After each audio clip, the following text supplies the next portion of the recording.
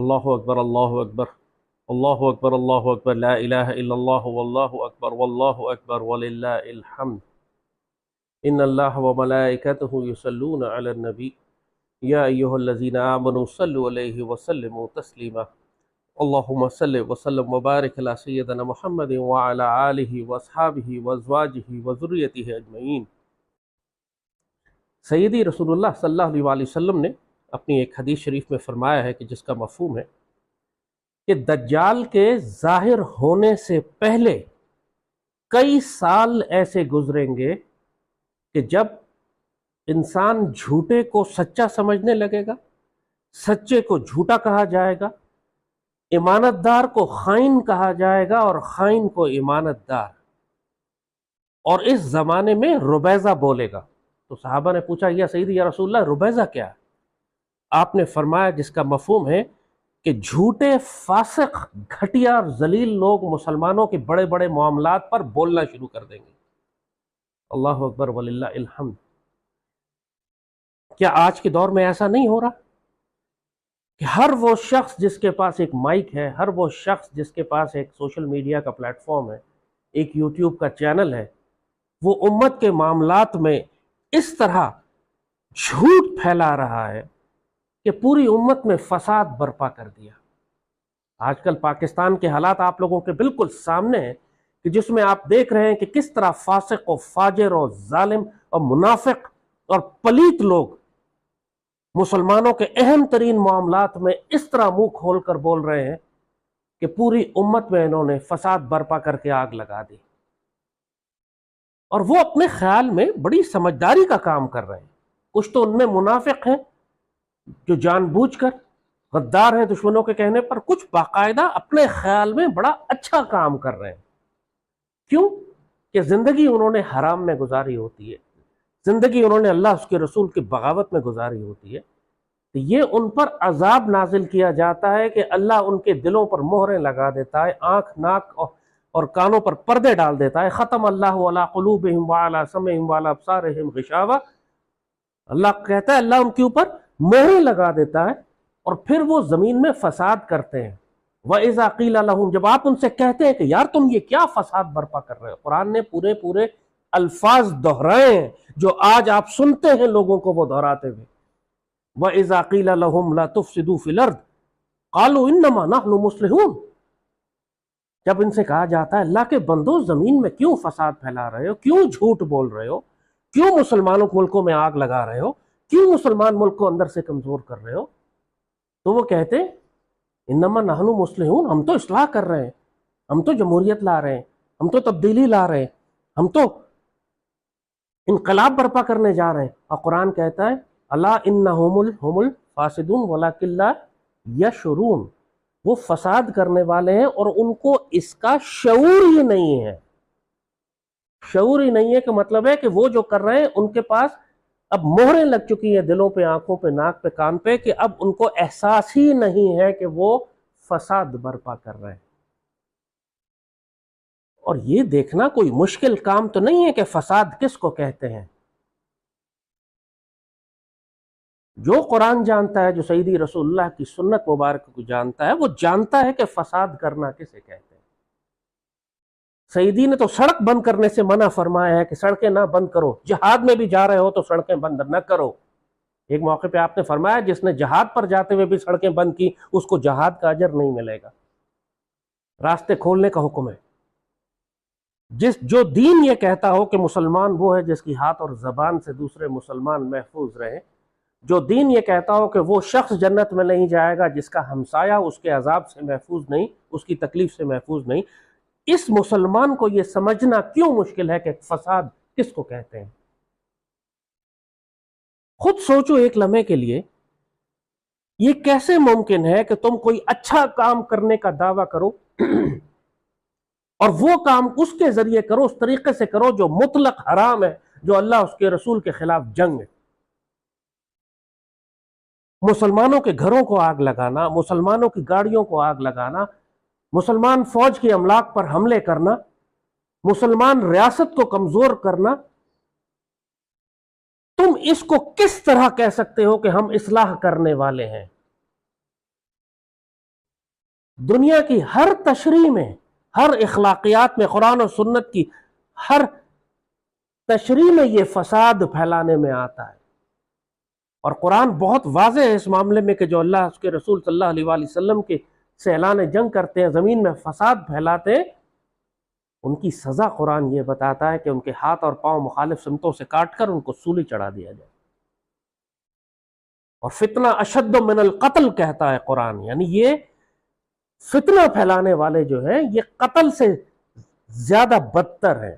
قتل کر دو ان کو بہتر ہے بنسبت اس بات کے کہ ان کو کھلا چھوڑو کہ یہ زمین میں فتنہ پھیلاتے ہیں۔ یہ کس قسم کا شیطان ان کے اوپر سوار ہے جو قرآن کہتا ہے یتخبط الشیطان من المس، شیطان نے ان کو چھو کر باولا کر دیا، یہ پاگل ہو چکے ہیں، ان کی عقلیں ماری جا چکی ہیں، دلوں پہ مہریں لگ چکی ہیں، ان کی آنکھوں کے آگے پردے پڑے ہوئے ہیں، یہ اپنے خیال میں اصلاح کرنے والے ہیں لیکن حقیقت میں یہ صرف فساد پھیلا رہے ہوتے ہیں۔ مسلمان ملکوں کو آگ لگا دی انہوں نے، تمام مسلمان ملکوں کے اندر آپ کو ایسے گروہ ملیں گے جنہوں نے مسلمان ملکوں کو آگ لگا دی، چاہے وہ دہشت گرد خوارج ہوں، وہ بھی اپنے خیال میں اصلاح کرنے والے ہیں، اور پوری امت رسول صلی اللہ علیہ وآلہ وسلم کو ذبح کر کے رکھ دیا، پاکستان سے لے کر عراق شام تک یہ خوارج اور داعش جہاں جہاں دہشت گرد نکلے، ان کو سیدی نے اسی وجہ سے فرمایا گیا کہ یہ جہنم کے کتے ہیں، کلاب النار کا لفظ ان کے لیے حدیث شریف میں استعمال ہوا۔ اور جو کلاب النار کے ساتھ مل کر مسلمان ریاست کو اس طرح تباہ برباد کرے جیسے کلاب النار قتل کرتے، تباہ کرتے، آگ لگاتے، پھر ایسے ظالموں کا ٹھکانہ آخرت میں جہنم میں اور دنیا میں یہ ہے کہ اللہ اس کے رسول اور مومنین کے ہاتھوں ان کو دردناک عذاب دیا جائے، چاہے ان کا تعلق کسی بھی سیاسی جماعت سے ہو، کسی بھی مذہبی فرقے سے ہو، چاہے کسی بھی قومی یا لسانی گروہ کے ساتھ ہو۔ ایک تو بذات خود ان کا ہونا شرک اور کفر ہے کہ انہوں نے سیدی رسول اللہ کی امت میں تقسیم ڈال دی، انہوں نے مذہبی اور سیاسی اور علاقائی فرقے بنا دیے، اور اللہ تعالیٰ فرماتا ہے قرآن میں کہ جس نے سیدی رسول اللہ کے دین میں تفریق کی فرقے بنائے ان کا اللہ اس کے رسول صلی اللہ علیہ وآلہ وسلم سے کوئی تعلق نہیں۔ یہ دین تو اتنا سخت ہے اس معاملے میں کہ جس نے مسلمان کو دھوکہ دیا وہ مسلمان امت سے خارج ہو جاتا ہے، ومن غش فلیس منا، جس نے دھوکہ دیا مسلمان کو وہ ہم میں سے نہیں، جس نے مسلمان کو قتل کیا وہ ہم میں سے نہیں، جس نے مسلمان کی جان و مال اور عزت اور آبرو پر حملہ کیا وہ ایمان سے خارج۔ اور کہاں یہ پوری اسلامی ریاست کو آگ لگا رہے ہیں یہ کہتے ہوئے کہ ہم تو اصلاح کرنے والے ہیں، ہم تو تبدیلی لے کر آ رہے ہیں، ہم تو انقلاب لا رہے ہیں۔ تمہارا کوئی سیاسی اختلاف تمہیں اس بات کی اجازت نہیں دیتا کہ تم مسلمان ریاست کو آگ لگاؤ، مسلمانوں کی جان و مال اور عزتوں پر حملے کرو۔ اور یہ تمام لوگ، استغفر اللہ العظیم، مجھے حیرانی ہوتی ہے کہ آخری عمر میں پہنچ چکے ہیں لوگ، یہاں بزرگ ہو چکے ہیں، سفید بال ہیں، قبر میں جانے والے ہیں، اور ان ناپاک پلیت لوگوں کے جھنڈے اٹھا کے ان کی صفوں میں شامل ہوتے ہیں، ان کی تعداد کو بڑھاتے ہیں اور مسلمان ریاست میں فساد ڈالنے کا باعث بن رہے۔ سوچو نعوذ باللہ کیا عذاب ان پر مبتلا ہوا ہے۔ یہی ہے وہ عذاب کہ سیدی نے فرمایا تھا کہ انسان دجال کے اس دور میں صبح ایمان میں ہوگا، شام کو کافر ہوگا، شام کو کافر ہوگا، ایمان میں ہوگا، صبح کافر ہوگا۔ حیران ہوتا ہے انسان کہ ان کو کیا ہوگا۔ ایک بریگیڈیئر لیول کا فوجی افسر کور کمانڈر کے گھر کو آگ لگانے کے بعد تصویریں بنوا کے خوشیوں سے گھوم رہا ہے، پھر رہا ہے، انسان سوچتا ہے یہ پاگل ہو گیا ہے شخص، کیا ہو گیا ہے اس کو۔ کس طرح شیطان یتخبط الشیطان من المس، شیطان نے چھو کے ان کو باولا کر دیا ہے، ان کی عقلیں ماری گئی ہیں۔ یہ اللہ کا عذاب ہے، اپنی آنکھوں سے اللہ تمہیں دکھا رہا ہے کہ جب لوگوں پر اللہ کا عذاب آتا ہے تو کیسے ان کی عقلیں ماری جاتی ہیں۔ سیدنا علی رضی اللہ تعالیٰ عنہ کا فرمان ہے، آپ نے فرمایا جب انسان کی ہلاکت کا فیصلہ اللہ کر دیتا ہے تو پہلے اس کی عقل کو مار دیتا ہے، پھر اچھا خاصا سفید داڑھی والا سمجھدار آدمی اس طرح حرکتیں کر رہا ہوتا ہے کہ انسان کی عقل دنگ رہ جاتی ہے کہ اس پر کون سا جن سوار ہو گیا۔ اور آپ کو نظر آ رہا ہے، بالکل آپ نے دیکھا اپنی آنکھوں کے سامنے کس طرح لوگوں پر جن سوار ہوئے، اور اب جب ان کو ہوش آیا کہ انہوں نے کیا کر دیا تو روتے پٹتے ماتم کرتے پھر رہے ہیں کہ ہم نے کیا کر دیا، معافیا مانگ رہے ہیں، اور اس وقت ان کے اوپر شیطان سوار تھا۔ ایک ناپاک اور پلیت، ان لوگوں کی فراست کا یہ عالم ہے کہ ناپاک اور پلیت اور بد کردار قیادتوں کے پیچھے چلتے ہیں، ان کی اطاعت ایسے کرتے ہیں جیسے اللہ اس کے رسول کی اطاعت کرنی چاہیے، ان سے محبتیں ایسے کرتے ہیں جیسے اللہ اس کے رسول سے محبت کرنی چاہیے، اور ان کی خاطر دنیا اور آخرت میں اپنے آپ کو تباہ و برباد کرتے ہیں۔ سیدی رسول اللہ نے فرمایا جس کا مفہوم ہے کہ دنیا میں جس شخص نے جس جماعت کی تعداد میں اضافہ کیا آخرت میں وہ ان کے ساتھ اٹھایا جائے گا. اور قرآن واضح لکھتا ہے ان تمام لیڈروں کے بارے میں کہ جب ان کو ان کی جماعت کے ساتھ جہنم میں پھینکا جائے گا تو جماعت والے کہیں گے کہ ہم تمہاری وجہ سے ہلاک ہوئے کہ تمہارے پیچھے چلتے تھے. وہ کہیں گے تم اپنی مرضی سے ہمارے پیچھے آئے تھے, ہم نے تو تمہیں نہیں بلایا تھا.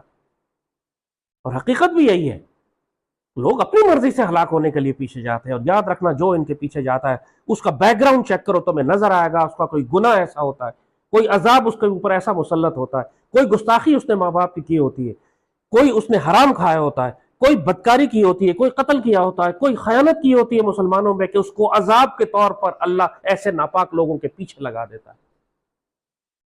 جو حلالی ہیں, جن کو دعائیں لگی ہیں ماں باپ کی, جن کا مرشد ہے, جن کو اللہ اس کے رسول صلی اللہ علیہ وسلم کا سایہ جن کے اوپر ہے, وہ کبھی ایسے ناپاک اور پلیت لوگوں کے پیچھے ہلاک نہیں ہوتے. مگر یہ فتنوں کا دور ہے.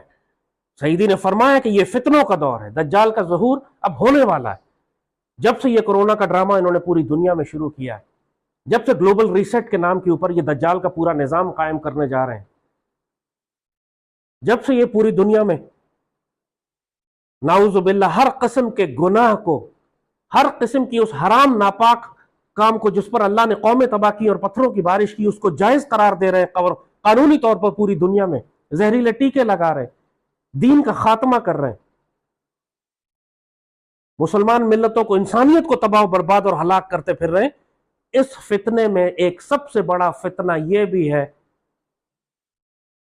کہ انسان کو سچ اور جھوٹ کی پہچان ختم ہو جائے گی. سیدی نے جیسے فرمایا کہ جھوٹا سچا لگنے لگے گا اور سچا جھوٹا لگنے لگے گا. مومن کی فراست اٹھا لی جائے گی. جو اللہ کا بندہ سچا ان کو آگاہ کرنے کی کوشش کرے گا کہ یہ جھوٹ ہے, یہ دھوکہ ہے, اسی کو قتل کریں گے, اسی کو گالی دیں گے. اور ربیزہ سر چڑھ کے بولے گا. ناپاک اور پلیت اور ذلیل لوگ مائک اٹھا کر ٹیلی ویژن چینل پہ بیٹھ کے مسلمانوں کے حساس معاملات کے اوپر ایسے بکواس کریں گے کہ معاشرے میں آگ لگا دیں. واضح حکم ہے قرآن کا کہ جہاں سیکیورٹی کے معاملات ہوں, بات خوف اور امن کے معاملات, قرآن نے لفظ استعمال فرمائے کہ جہاں خوف اور امن کا معاملہ ہو, یعنی نیشنل سیکیورٹی کا کوئی معاملہ ہو, تو جب تمہارے پاس کوئی خبر پہنچے تو اس کو نشر نہیں کر دو آگے, اس کو اہل اقتدار کے پاس لے کر جاؤ, سمجھدار لوگوں کے پاس لے کے جاؤ, تاکہ وہ اس میں سے استنباط کریں, اس میں سے نتیجہ نکالیں, انالیسس کریں کہ اس بات کا کیا مطلب ہے. اس کے بعد وہ فیصلہ کریں کہ کس بات کو عوام تک پہنچانا ہے اور کس کو نہیں پہنچانا.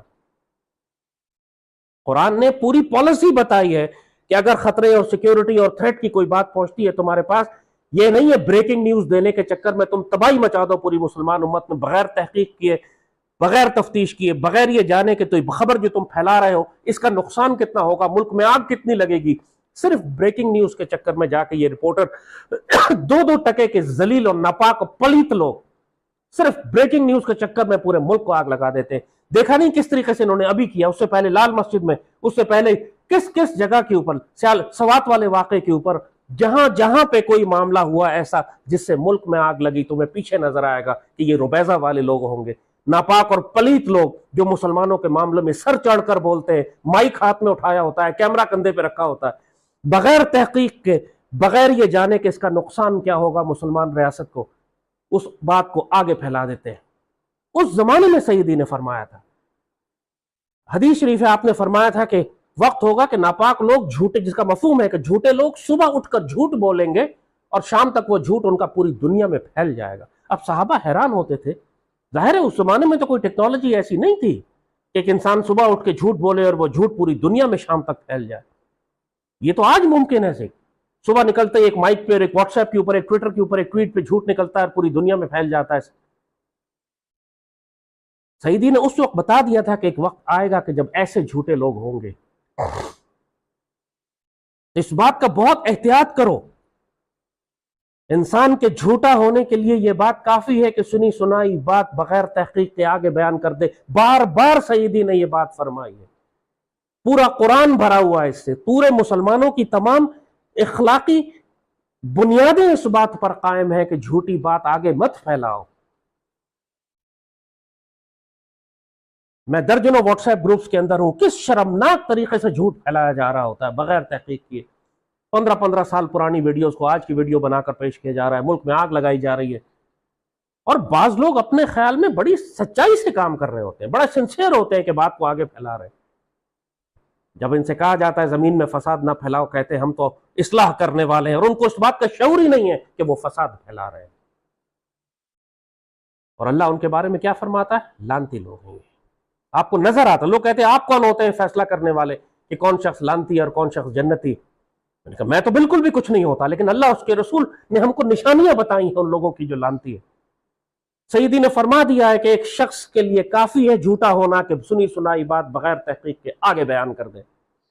پھر اللہ نے سیدی نے فرمایا کہ لعنت اللہ علی الکاذبین، قرآن میں لکھا اللہ کاذبین پر، جھوٹوں پر اللہ کی لعنت.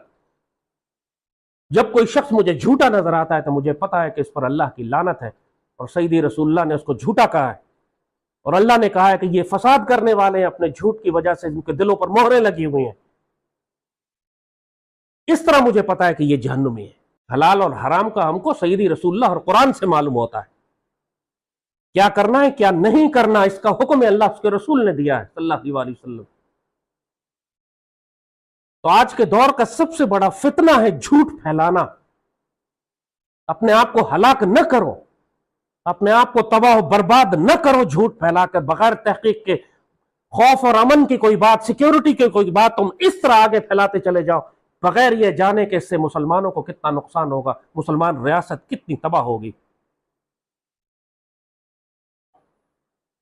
آج کے زمانے میں تم سب کے پاس ہتھیار موجود ہے جھوٹ پھیلانے کا. ہر کوئی سوشل میڈیا پہ ہے، ہر کوئی یوٹیوب کی ویڈیو بنا سکتا ہے، ہر کسی کے پاس ٹویٹر ہے. پہلے یہ صلاحیت نہیں تھی لوگوں کے پاس، لہٰذا اب ہر بے شرم اور بغیرت آدمی، قرآن نے جو سیدی نے جو فرمایا کہ جھوٹ بولنے والا فاسق آدمی، اس کو یہ اختیار، یہ ہتھیار مل گیا ہے اس کو کہ وہ چاہے تو جھوٹ پھیلاتا رہے، اور وہ پھیلا رہا ہے. کوئی بات آگے شیئر کرنے سے پہلے 1000 دفعہ سوچو کہ کہیں اس میں جھوٹ تو نہیں ہے، ورنہ اس میں جو فساد پھیلے گا وہ قیامت تک تمہیں چھوڑے گا نہیں، پھر تمہارے مرنے کے بعد بھی تمہیں نہیں چھوڑے گا.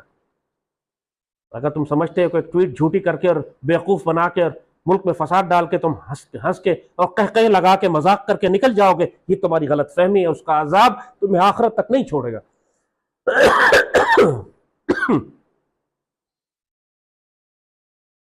تو اللہ سے ڈرو. آج پاکستان تباہ ہو گیا استغفر اللہ صرف ان جھوٹوں کی وجہ سے، اس ربیزہ کی وجہ سے کہ کمینے اور ناپاک اور پلیت لوگ مائکرو فون اور کیمرہ ہاتھ میں لے کر اور ٹویٹر کے اوپر بیٹھ کر اس طرح جھوٹ پھیلا رہے کہ سیدی رسول اللہ کے پاکستان کو تکلیف پہنچ گئی. اللہ سے ڈرو اس سے پہلے کہ اللہ تم پر وہ عذاب مسلط کر دے جو جھوٹوں اور فاسقوں اور کمینوں کے اوپر مسلط کیا جاتا ہے. تم پر مہریں اگر لگ گئی پھر اللہ تم کو ہدایت نہیں دے گا، پھر صرف تم کو تبدیل کرے گا. یستبدل قوم غیرکم ولا تضرہ شیئا، اللہ تم کو دوسری قوم سے بدل دے گا اور تم اللہ کا کچھ بھی نہیں بگاڑ سکو گے. پاکستان ادھر ہی رہے گا، تم لوگ نہیں رہو گے پھر یہاں.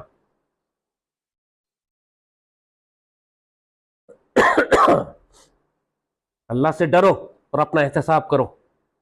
اللہ اس پاکستان کا حامی و ناصر ہے، اپنی فکر کرو.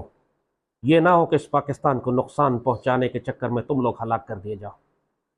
اللہم صلی وسلم مبارک علی سیدنا محمد وعلی آلہ وصحبہ وسلم. اللہ اکبر لا الہ الا اللہ واللہ اکبر وللہ الحمد.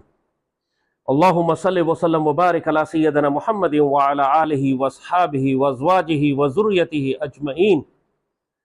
ربنا لا تؤاخذنا ان نسینا واخطأنا ربنا ولا تحمل علينا إصرا كما حملته على الذين من قبلنا ربنا ولا تحملنا ما لا طاقة لنا به واعف عنا واغفر لنا وارحمنا أنت مولانا فانصرنا على القوم الكافرين. ربنا لا تؤاخذنا إن نسينا واخطأنا ولا تحمل علينا إصرا كما حملته على الذين من قبلنا عليك توكلنا ربي لا إله إلا أنت نستغفرك ونتوب إليك نستغفرك ونتوب إليك نستغفرك ونتوب إليك.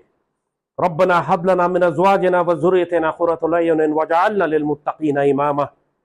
رب اجعلني مقيم الصلاة ومن ذريتي ربنا وتقبل دعاء. ربنا اغفر لي ولوالدي وللمؤمنين يوم يقوم الحساب. ربنا ادخلنا مدخل صدق واخرجنا مخرج صدق واجعل لنا من لدنك سلطانا نصيرا وجاء الحق وزهق الباطل ان الباطل كان زهوقا. اللهم اجعلنا ممن نصر دين سيدنا محمد صلى الله عليه وسلم ولا تجعلنا ممن خزي دين سيدنا محمد صلى الله عليه وسلم. اللهم عليك توكلنا ارزقنا غزوة الهند وفتح الدهلي. اللهم ارزقنا غزوة الشام وفتح القدس. اللهم اجعلنا سيوف الله وسيوف الرسول. اللهم اجعلنا اسود الله واسود الرسول. اللهم ارزقنا خلافة لها منهاج النبوة وحياة الطيبة ورزق الكريم وحسن الخاتمة وموت الشهادة. اللهم اجمع بيننا وبين حبيبك صلى الله عليه وآله وسلم في الدنيا قبل الآخرة. اللهم دمر ديار الكفار والمنافقين والمشركين والخوارج. اللهم دمر ديار المشركين والكفار والخوارج. اللهم عليك توكلنا نستغفرك ونتوب إليك. نحن مغلوبا فانصرنا فانتصر. عليك توكلنا ربي افرغ علينا صبرا نستغفرك ونتوب إليك. نستغفرك ونتوب إليك. اللهم احفظ الباكستان والمسلمين. اللهم احفظ الباكستان والمسلمين. اللهم احفظ الباكستان والمسلمين. اللهم احفظ تركيا والمسلمين. اللهم احفظ تركيا والمسلمين. اللهم احفظ تركيا والمسلمين. يا ربي نحن مغلوبا فانصرنا فانتصر. اجعلنا من نبيين وصديقين وشهداء الصالحين واجعلنا من المقربين وتقبل منا يا ربي. نستغفرك ونتوب إليك. عليك توكلنا لا إله إلا أنت نستغفرك ونتوب إليك. نستغفرك ونتوب إليك. نستغفرك ونتوب إليك. صلى الله تعالى على خير خلقه نور عرشه زينة فرشه سيدنا محمد وعلى آله وصحبه وسلم.